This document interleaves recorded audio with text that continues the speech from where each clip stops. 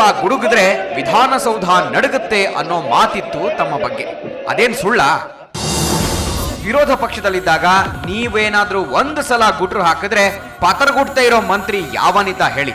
ನೀವು suit case ಹಿಡ್ಕೊಂಡು ಅಧಿವೇಶನಕ್ಕೆ ಏನಾದ್ರೂ ಬಂದ್ಬಿಟ್ರೆ ಇವತ್ತಿನ್ಯಾವ ಭ್ರಷ್ಟಾಚಾರ ಬಯಲಿಗಳಿತಾನೋ ಅಂತ ಸರ್ಕಾರ ಕಂಗಾಲಾಗ್ತಾ ಇತ್ತು. ನೀವು ಬಾಯಿ ತೆರೆದ್ರೆ ಬಡವರ ಬಗ್ಗೆ, ರೈತರ ಬಗ್ಗೆ ಕಾಳಜಿಯ ಮಾತುಗಳನ್ನೇ ಆಡ್ತಾ ಇದ್ರಿ. ಈಗ ಅನ್ಸುತ್ತೆ ಆ ಯಡಿಯೂರಪ್ಪ ನೀವೇನಾ ಸರ್? ನಿಜಕ್ಕೂ ಡೌಟ್ ಬರ್ತಾ ಇದೆ. ಒಮ್ಮೆ ಅಧಿಕಾರದ ರುಚಿ ನೋಡಿದ ಮೇಲೆ ಅದೆಷ್ಟು ಬದಲಾಗ್ಬಿಟ್ರಿ ನೀವು.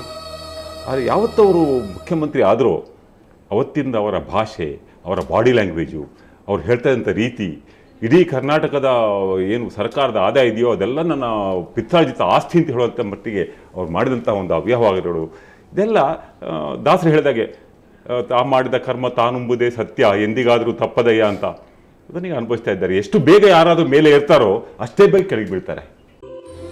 ಏನೋ ಈ ಅಧಿಕಾರ ಅನ್ನೋದು ಮನುಷ್ಯನನ್ನ ಈ ಪರಿ ಬದಲಿಸಿಬಿಡುತ್ತೆ ಅಂತ ಹೇಳಿಬಿಡೋಣ. ಅಂದ್ರೆ ಸಿಎಂ ಆದ ನಂತರ ಕೂಡ ತುಂಬಾ ಪ್ರಾಮಾಣಿಕವಾಗಿ ಜನಪರವಾಗಿ ದುಡಿದ, ಮೌಲ್ಯಗಳಿಗಾಗಿ ಬದುಕಿದ ಅನೇಕರು ನೆನಪಾಗ್ತಾರೆ. ಅವ್ರು ಯಾರು ಅಧಿಕಾರಕ್ಕೋಸ್ಕರ ಹಪಹಪಿಸಿದವರಲ್ಲ, ಅದನ್ನ ಕಳೆದುಕೊಂಡಾಗ ಕರುಬಿದವರು ಅಲ್ಲ. ಹಂಗ ನೋಡಿದ್ರೆ ತುಂಬಾ ಅವಸರಗೇಡಿಯಂತೆ ವರ್ತಿಸಿದವರು ನೀವೇ. ಇಲ್ಲದೆ ಇದ್ರೆ ಕುಮಾರಸ್ವಾಮಿ ಅವರ ಜೊತೆ ಒಳಗೊಳಗೆ ಶಾಮೀಲಾಗಿ ಉಪಮುಖ್ಯಮಂತ್ರಿ ಆಗುವಂಥದ್ದು ಏನಿತ್ತು ನಿಮಗೆ? ಜೀವನ ಪೂರ್ತಿ ಯಾರ ವಿರುದ್ಧ ವಿಧಾನಸಭೆಯಲ್ಲಿ ತೊಡೆ ತಟ್ಟಿದ್ರೋ ಅವರನ್ನೇ ಅಪ್ಕೊಂಡು ಮುದ್ದಾಡಿದ್ರಿ. ದಕ್ಷಿಣ ಭಾರತದಲ್ಲಿ ಮೊಟ್ಟ ಮೊದಲ ಸಲ ಬಿಜೆಪಿಯನ್ನ ಅಧಿಕಾರಕ್ಕೆ ತಂದವರು ಅಂತ ದೆಹಲಿ ಮುಖಂಡರು ನಿಮಗೆ ಶಾಬಾಷ್ಗಿರಿ ಕೊಟ್ರು. ಕಿರೀಟ ತೊಟ್ಟುಕೊಂಡ ನೀವು ಮಹಾರಾಜನಂತೆ ಇರಬೇಕಿತ್ತು. ಆದ್ರೆ ದೇವೇಗೌಡರ ಎದುರು ಫೈಲ್ ಹಿಡ್ಕೊಂಡು ನಿಲ್ಲೋದಕ್ಕೆ ಶುರು ಮಾಡಿದ್ರಿ. ನಿಮ್ಮನ್ನ ಉಪಮುಖ್ಯಮಂತ್ರಿ ಮಾಡಿ ಕುಮಾರಸ್ವಾಮಿ ಅವರು ನಿಮಗೇನೂ ಉಪಕಾರ ಮಾಡಿರಲಿಲ್ಲ. ಅವರು ಮುಖ್ಯಮಂತ್ರಿ ಆಗೋದಕ್ಕೆ ನಿಮ್ಮ ಬೆಂಬಲ ಇತ್ತು. ಕೊನೆಗೆ ಅಧಿಕಾರ ಹಸ್ತಾಂತರ ಮಾಡೋ ಟೈಮ್ನಲ್ಲಿ ನಿಮ್ಗೆ ಅವ್ರು ಕೈ ಎತ್ತಿದ್ರು, ನೀವು ಕಂಗಾಲಾದ್ರಿ.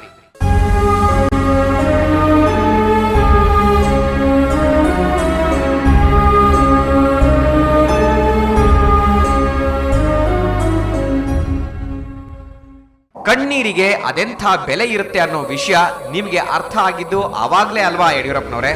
ಕುಮಾರಸ್ವಾಮಿ ನಂಬಿಕೆ ದ್ರೋಹ ಮಾಡಿದ್ರು ಅಂತ ಗೋಳಾಡ್ತಾ ರಾಜ್ಯನೆಲ್ಲ ಸುತ್ತಿದ್ರಿ.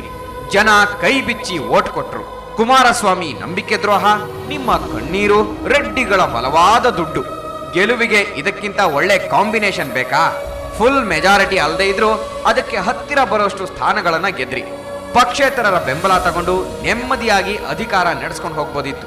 ಆದ್ರೆ ಕಡಿಮೆ ಆದಷ್ಟು ಸ್ಥಾನಗಳನ್ನ ತುಂಬಿಸ್ಕೊಳ್ಳೋದಕ್ಕೆ ಅಂತ ಆಪರೇಷನ್ ಕಮಲ ಅನ್ನೋ ಅಸಹ್ಯನ ಮಾಡಿಬಿಟ್ರಿ. ಮಾತೆತ್ತಿದ್ರೆ ಮೌಲ್ಯಗಳ ಬಗ್ಗೆ ಮಾತನಾಡ್ತಿದ್ದ ನಿಮ್ಮ ಹೈಕಮಾಂಡ್ನವರು ಇದಕ್ಕೆಲ್ಲ ದೂಸರ ಮಾತಾಡ್ಲೇ ಇಲ್ಲ. ಆದ್ರೆ ಸಂಪುಟದಲ್ಲಿ ಈ ಹೆಣ್ಣು ಮಗಳನ್ನ ಸೇರಿಸ್ಕೊಳ್ಳೋದಕ್ಕೆ ತೀರಾ ಆಪರಿ ಹಠಕ್ಕೆ ಬೀಳಬಾರ್ದಾಗಿತ್ತು. ಬಿಡಿ, ಅದು ನಿಮ್ಮ ಪರ್ಸನಲ್ ವಿಷಯ. ಆದ್ರೂ ವೋಟ್ ಹಾಕಿದವರು ಇದನ್ನೆಲ್ಲ ಗಮನಿಸ್ತಾ ಇರ್ತಾರಲ್ವಾ? ಮೇಲಿಂದ ಮೇಲೆ ನಿಮ್ಮ ವಿರುದ್ಧ ಎದ್ದ ಬಂಡಾಯಗಳನ್ನ, ಅವುಗಳನ್ನ ನೀವು ಹ್ಯಾಂಡಲ್ ಮಾಡ್ತಿದ್ದ ರೀತಿಯನ್ನ ಕೂಡ ಜನ ಗಮನಿಸಿದ್ರು. ಅವಾಗ್ಲೇ ತಿಳಿದವರು ಹೇಳಿದ್ದು, ಯಡಿಯೂರಪ್ಪ ತುಂಬಾ ಬದಲಾಗ್ಬಿಟ್ರು ಕಣ್ರಿ ಅಂತ. ಮೊದಲು ಹೆಂಗಿದ್ರೆ ನೀವು ತುಂಬಾ ಖಡಕ್ ಆಗಿದ್ರಿ. ನನ್ನ ಹೋರಾಟ ಇನ್ನು ಮುಂದೆ ಕಾಂಗ್ರೆಸ್ ವಿರುದ್ಧ ಅಲ್ಲ, ಈ ರಾಜ್ಯವನ್ನು ಹಾಳು ಮಾಡಿದಂತ, ಸರ್ವನಾಶ ಮಾಡಿದಂತ ಅಪ್ಪ ಮಕ್ಕಳ ವಿರುದ್ಧ ನ್ಯಾಷನಲ್ ಪಾರ್ಟಿ ಕಾಂಗ್ರೆಸ್ ಬಿಜೆಪಿ ಇರಬೇಕು, JDS ಬೇರೆ ಕಿತ್ತಾಕ್ಬೇಕು. ಇದು ನನ್ನ ಸಂಕಲ್ಪ. ಆಮೇಲೆ ಯಾಕೋ ಅಧಿಕಾರಕ್ಕೆ ಕುತ್ತು ಬರುತ್ತೆ ಅನ್ನಿಸಿದಾಗ ನರಂ ಆಗ್ಬಿಡ್ತಿದ್ರಿ. ಒಂದೊಂದು ಸಲ ಅಂತೂ ನಿಮ್ಮ ನಿಯಂತ್ರಣ ಮೀರಿ ಕಣ್ಣೀರು ಬಂದ್ಬಿಡೋದು. ಬಡವರಿಗೆ ಸೈಕಲ್ ಕೊಟ್ರೆ ಸೈಕಲ್ ಕಮಿಷನ್ ತಗೊಂತಾರೆ ಅಂತ ಕೆಲವರು ಮಾತನಾಡ್ತಾರೆ. ಅವ್ರ ಅಪ್ಪ ಮಕ್ಕಳು ಯಾರು ಅಂತ ನಿಮ್ಗೆ ಗೊತ್ತಿದೆ, ಅವ್ರ ಹೆಸರು ನಾನು ಹೇಳಕ್ಕೆ ಇಷ್ಟಪಡೋದಿಲ್ಲ. ಈ ರೀತಿ ಒಂದು ವಿಚಿತ್ರವಾದಂಥ ರಾಜಕಾರಣ ಮಾಡುವಂಥ ಜನ ಈ ಕಾಲದಲ್ಲಿದ್ದಾರೆ. ಒಳ್ಳೇದು ಮಾಡಲಿಲ್ಲ ಇವರು ಯೋಗ್ಯತೆಗೆ. ದೇವರು ದಿಂಡ್ರು ಅಂತ ಜಾಸ್ತಿ ಓಡಾಡೋದಕ್ಕೆ ಶುರು ಮಾಡಿದ್ರಿ. ನಿಮ್ಗೊಂಥರ ವಿಚಿತ್ರ ಭಯಗಳು ಶುರುವಾದವು. ನನ್ನ ವಿರುದ್ಧ ಮಾಟ ಮಾಡಿಸಲಾಗ್ತಾ ಇದೆ ಅಂದ್ರಿ, ನನ್ನ ಪ್ರಾಣಕ್ಕೆ ಅಪಾಯ ಇದೆ ಅಂದ್ರಿ.